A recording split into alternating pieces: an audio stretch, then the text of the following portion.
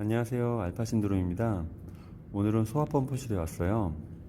이 소화펌프실에서 가장 중요한 역할을 담당하고 있는 이 압력 챔버, 소화설비 배관 내 압력을 감지하여 자동으로 펌프의 기동과 정지를 하는 장치예요. 지금 그 압력을 정지하고 기동하는 이 중요한 압력 스위치가 있거든요. 충압펌프, 주원, 주투에 대해서, 그리고 여기 옆에 보시면 예비펌프에 대한 압력 스위치가, 그 옆에 거는 스페어 압력 스위치고요. 총 4대의 압력 스위치가 설치가 되어 있어요. 자, 이 압력 스위치가 어떻게 작동하고 어떻게 정지하는지 그 구조와 원리를 확인해 볼게요. 우선은 이 원리부터 설명해 드릴게요. 작동 원리는 이게 지금 충압펌프에 대한 압력 스위치인데, 충압펌프 압력 스위치가 그 옆에 보면은 요 제 좌측에 있는 게 딥값이 뭐냐면 기동점과 정지점의 차예요. 그 차에 의해서 몇 킬로대 기동을 하는지 알 수가 있는 거거든요. 그리고 여기 레인지가 있는데, 레인지는 정지점이에요. 정지점이 뭐냐면 그 전향정이라고 하죠. 그 배관 그 마찰 손실수와 그리고 층고 그리고 부속 직관부에 대한 그런 모든 안전율까지 모두 더한 전양정에 대한 레인지 값을 적용하는 경우가 있고, 그 어떤 책의 매뉴얼상으로 보면은 그 체제로 운전 직전까지 하게끔 되어 있어요. 그 내용은 이거 설명 다 드리고 이따 말씀드릴게요. 우선은 요건 뭐냐? 요거는 압력 스위치가 서로, 여기 보시면은 여기 일자로 된 게 있죠? 요게 압력이 지금 현재 차이기 때문에 위로 올라가 있어요. 이렇게 올라가 있다가 압력이 뚝 떨어지면은 어떻게 됐어요? 시험법가 돌겠죠? 압력이 차면 또 짝가닥하고 올라가요. 네, 올라가죠? 요걸로 해서 압력을 감지해 가지고 요게 A접점에서 B접점으로 중계기의 그 감지기 입력단에서 서로 패를 구성해서 수신기 쪽으로 이쪽으로 보내서 중계기 받아서 중계기에 수신기를 보내는 그 역할을 담당하고 있거든요. 그러니까 내가 만약에 현장에서 펌프를 강제로 돌리고 싶다 하면 요거를 밑으로 내리면은 작동을 하거든요. 요거는 참고하시면 될 것 같고, 자, 이제 압력 스위치에 대한 전반적인 그 구조를 설명했고, 그러면 이제 세팅은 어떻게 해야 되냐?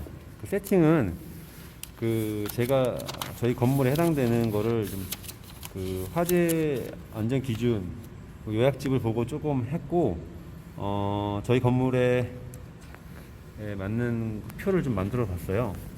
지금 보시다시피 이 레인지가 정지점인 건 아시죠? 그 정지점을 제일 먼저 맞춰야 돼요. 근데 이 정지점에 대한 의견이 좀 분분한데, 그 레인지 값은 기본적으로 전향정으로 해서, 아까 말씀드린 전향정, 건물에 있는 층고, 마찰 손실수두와 방사압력, 그 노즐에 대한 방사압력, 그걸 다 더했을 때 그게 전향정이거든요.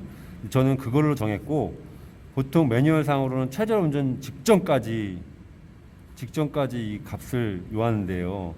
근데 저는 그렇게 할 수가 없는 게, 저희가 지금 전향정이 안전율까지 더했을 때 140m까지 설계를 했어요. 근데 만약에 체력 직전까지 하려면 17km까지 해야 되는데 저층부의 압력이 너무 무리가 갈 것 같아서 제가 그거까지는 못하고 14로 정지점을 잡았거든요. 그 점은 좀 양해해 주시고 보시면 될 것 같아요. 그러니까 14km가 정지점으로 잡았다. 우리 건물은, 저희 건물의 전향정은 140m인데 그 자연 낙차와 노즐 방사압을 소화전을 했을 때 20m 잡고, 낙차는 건물 층고가 70m 돼요.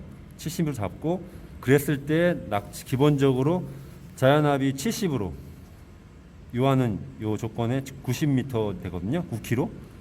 근데 여기 K 값이 기본적으로 낙차압이 9km로 세팅을 해놓고 설계를 했어요. 그래서 14에서 정지를 잡으면은 충압펌프는 주펌프를 잡았다면 충압펌프는 바로 그 주펌프 정지점 범위 내에 들어가야 되기 때문에 0.5를 줬어요. 주펌프 정지점에서 0.5를 줘가지고 정지점이 13.5 보이시죠? 네. 그럼 이거를 할 때 하나하나씩 해볼게요. 자, 충압 펌프. 충압 펌프가 지금 현재 지금 다 14로 맞춰 있는데, 네, 충압 펌프.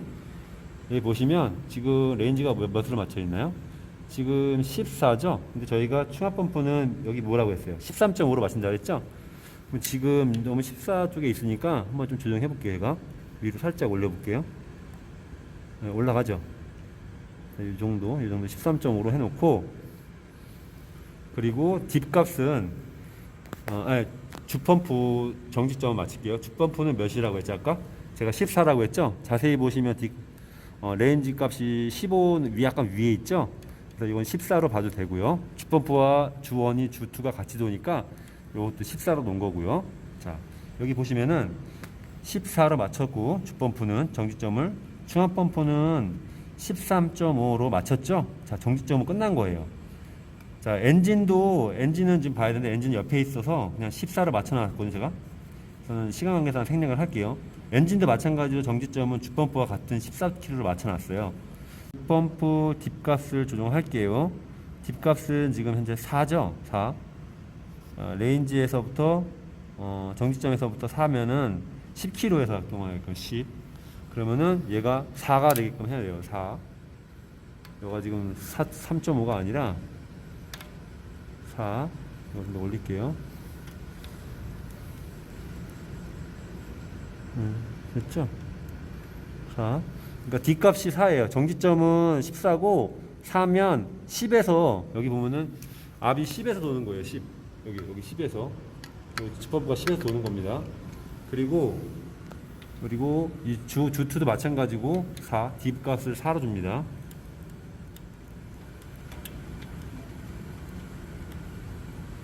이렇게 4. 잠깐만요. 맞나? 4로 줬어요. 그러니까 D값을 4로 주게 되면 그 정지점에서 DB 사면 이거 차니까 10kg에서 기동을 하는 거예요. 여기 보시면 주펌프는 기동점이 10kg에서 기동하는 거고, 충압 펌프는 10.5. 충압 펌프는 DB 3이었죠? 그러니까 13.5에서 3을 빼면 10.5죠. 10.5에서 기동을 하고 충압 펌프가, 그리고 더 빠지면 물이 10kg에서 이제 주펌프가 도는 거예요. 원투가 주펌프가 기동을 하는 거고, 그리고 엔진 펌프는 옆에 넘어가 볼게요. 엔진 펌프. 자, 예비 펌프 압력 스위치 딥값을 조정할게요. 이 보면은 딥값이 지금 여기 책에 나와 메모한 거에 보면은 지금 기동점을 9.5에 맞췄죠? 맞춰야 되죠? 그러면은 엔진 펌프의 딥값은 4.5로 맞춰놔야 돼요. 딥값. 그래야지 9.5에 기동을 하게 돼 있죠. 정지점은 14로 맞춰놨기 때문에 14가 되어 있고, 그리고 딥값은 4.5가 되어 있네. 이것도 좀 더 보정을 할게요. 되어 있죠. 이렇게 하게 되면 4.5에 딥값이 맞춰지면 요 마이너스 값을 치면 9.5에서 엔진 펌프가 기동하게끔 신호를 줘요. 9.5에서. 그러면은 요 다 이제 딥값이 다 정리가 된 거거든요. 그러니까 다시 한번 넘어가서 정리를 한번 해드릴게요. 그러면은 다시 한번 정리를 하면, 지금 얘는 정지점은 14로 해놨기 때문에 14대 정지를 할 거고, 그리고 만약에 압이 빠지게 되면 제일 먼저 동작하는 게, 여기 보시면 충압 펌프가 10.5로 되어 있죠. 10.5. 여기 10이에요. 10kg. 10.5에서 작동을 해요. 이 이상 빠지면. 그 10.5에서 물이 채워지지 않고 계속 빠지면 여기 10에서 뭐가 돌아요? 주펌프 원투가 돌겠죠? 원투가 돌고 또 더 빠지면 엔진이 돌아요. 9.5가 되면. 이렇게 순차적으로 압이 충압, 주, 엔진까지 돌아서 소화수의 압력을 실어주는 거거든요. 그러면은 어느 정도 압력 세팅에 대한 감을 잡으셨을 거라 판단을 하고, 제가 지금 이렇게 한 이유는 그 딥값이 여기 보시면 압력 스위치에 보면 딥이 있어요. 딥이 왜 중요한지를 다시 한번 설명을 해드리려고 하는 거예요. 이 딥이 지금 현재 건물마다 다 다를 거예요. 저희는 지금 딥값을 3을 기준으로 해서 0.5씩 다 올렸어요.